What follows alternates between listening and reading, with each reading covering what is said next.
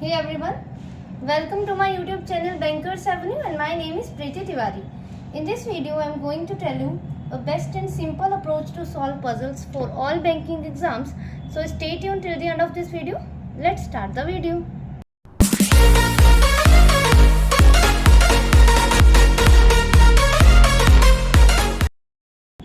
ठीक है, हिंदी मीडियम वालों के लिए क्वेश्चन मैंने स्क्रीन पर लगा दिया, आप वहां से रीड कर लीजिए.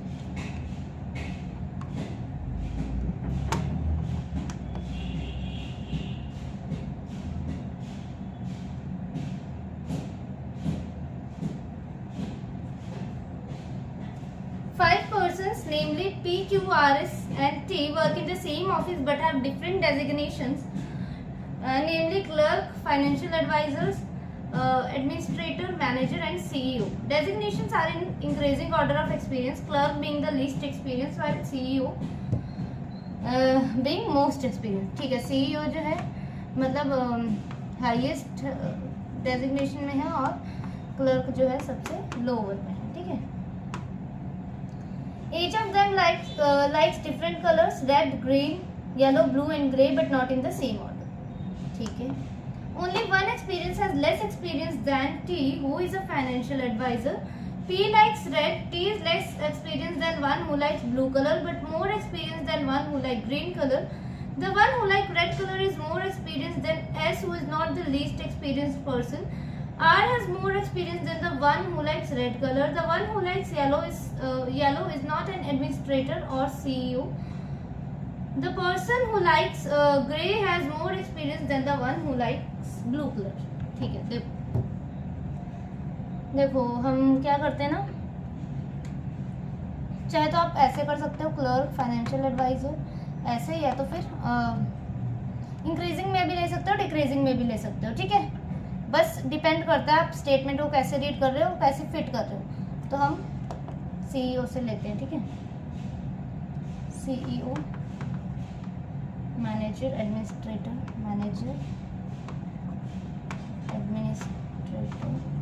ठीक है, और advisor, financial advisor, 1 2 3 4 5 financial advisor and clerk.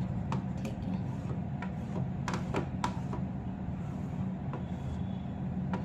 तो क्या बोला है, देखो टी जो है फाइनेंशियल एडवाइजर है. ठीक है, has less experience than one person has less experience than T. तो T जो फाइनेंशियल एडवाइजर है और सिर्फ एक ही है मतलब लेस एक्सपीरियंस, बाकी सब ज़्यादा है. तो देखो बाकी सब तो ज़्यादा है ना एक्सपीरियंस्ड, और एक ही है लेस एक्सपीरियंस T से, तो T यहाँ आ गया. ठीक है, एक कंडीशन ये बन गई और एक हमारी यहाँ पर. ठीक है, P लाइक्स रेड, तो हम यहाँ लिख देते हैं P को रेड पसंद है. T is less experienced than one who likes blue color but more than green color. अच्छा, T जो है ना, T ब्लू कलर से तो लेस एक्सपीरियंस है, मतलब ब्लू कलर यहाँ कहीं आएगा, है ना, और पर ग्रीन से ज्यादा है, तो ग्रीन से ज्यादा है तो ग्रीन यहाँ ही रख सकते हैं हम. ग्रीन से ज्यादा है तो ग्रीन के लिए और तो कोई ऑप्शन है नहीं, है ना. ब्लू से कम एक्सपीरियंस्ड है, ठीक है, और ग्रीन से ज्यादा है तो ग्रीन यहाँ ही रख सकते हैं. ठीक है, the one who like red colour is more experience than S.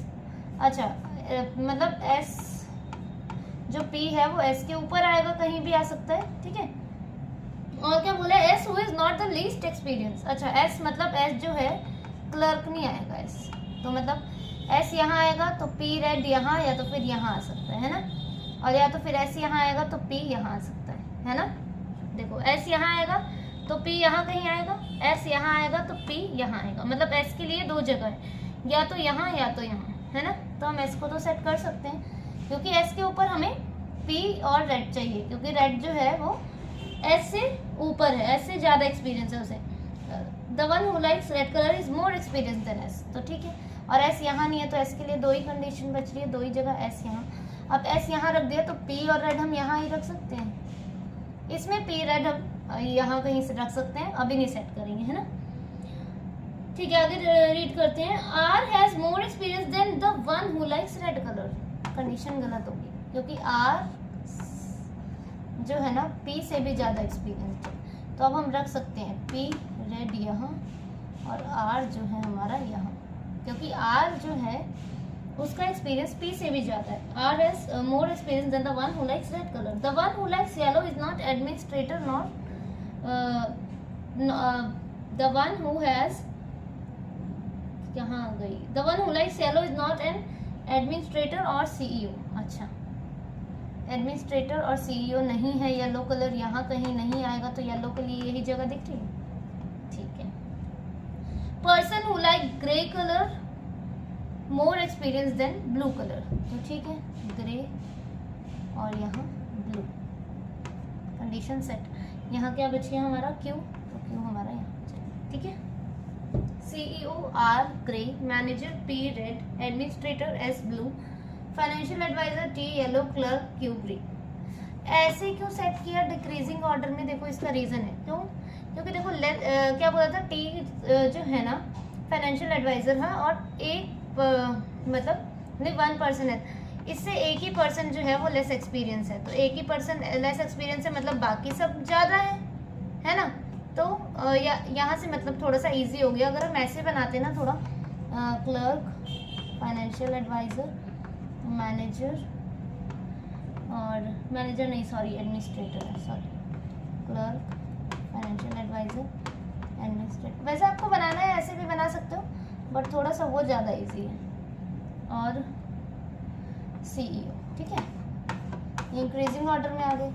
अब क्या बोल रहे हैं, T से लेस एक्सपीरियंस एक है, तो T से लेस एक्सपीरियंस एक है, तो T फाइनेंशियल एडवाइज़र है, तो लेस एक्सपीरियंस एक है, इसका मतलब यही होगा.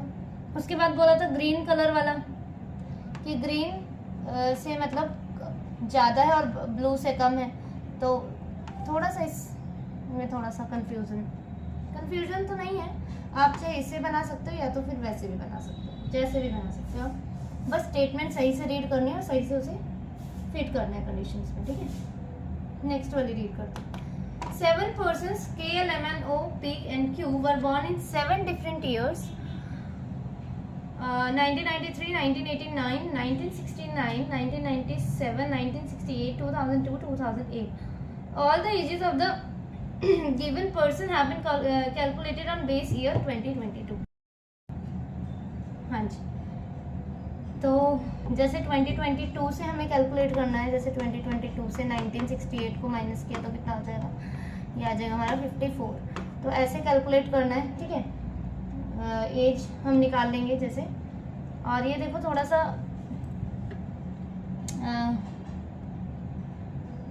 मतलब हमें लगाना पड़ेगा इसे सीरीज़ में. जैसे 68, फिर 69, फिर 89, फिर ऐसे ऐसे करके हमें सीरीज़ में लगाना पड़ेगा. ये थोड़ा सा मिक्सअप देश रखिए, है ना. चलो आगे पढ़ते हैं. पहले sum of the sum of ages of N and L is equal to the age of O. अच्छा, N और L की जो एज है वो O के इक्वल है. ठीक है, ठीक है.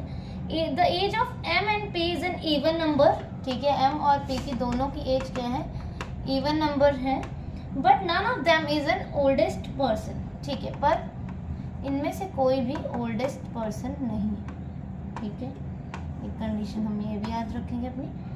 The difference between the ages of P and N is perfect square.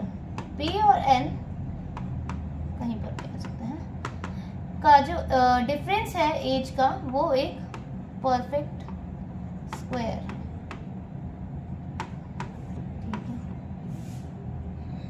The difference between the ages of K and P is the age of Q.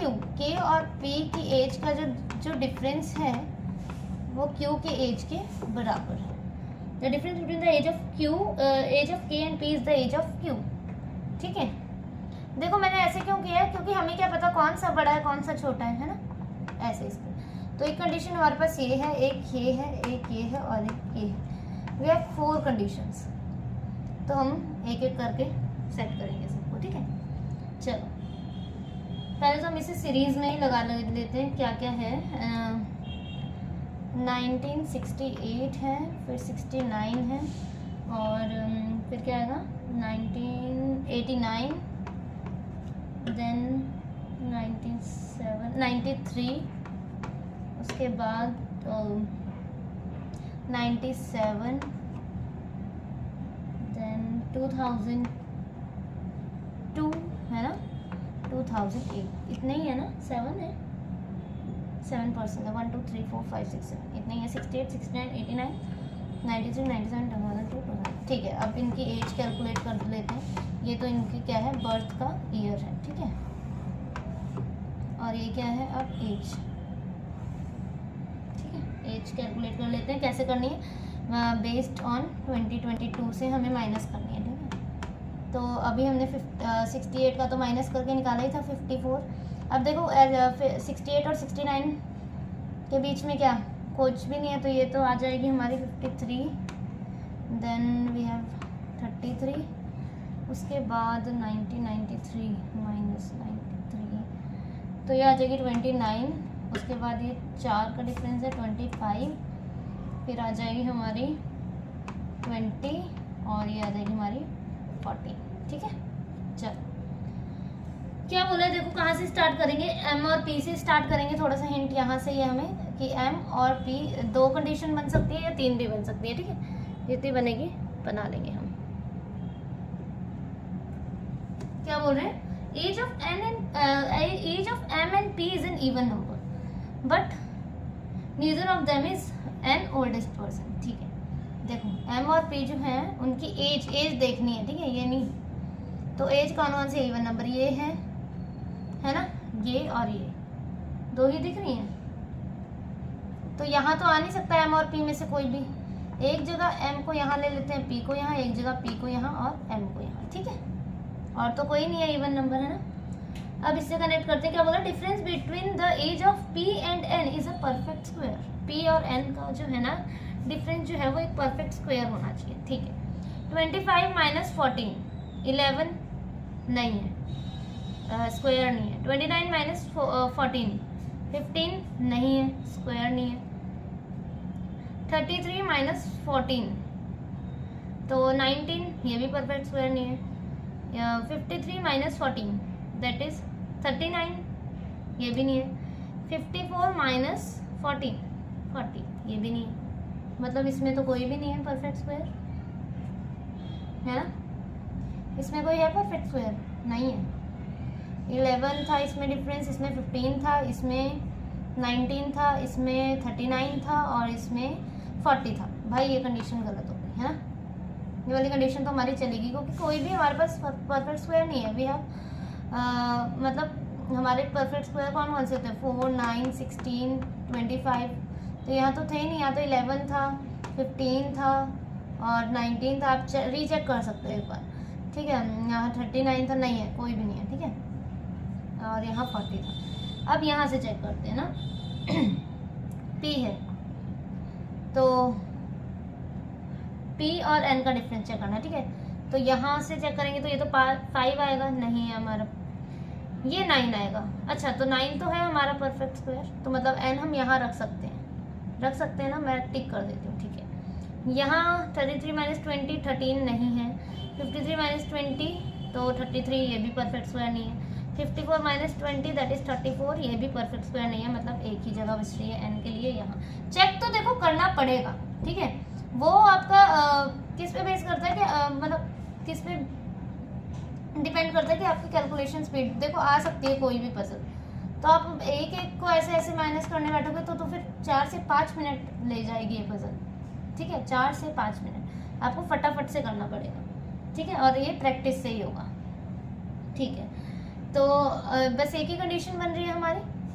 आगे क्या बोल रहे हैं, N और L का जो एज है, N और L की जो एज है वो O के बराबर है। N और L की जो एज है O के बराबर है। एक कंडीशन हमारे पास ये है, और एक कंडीशन है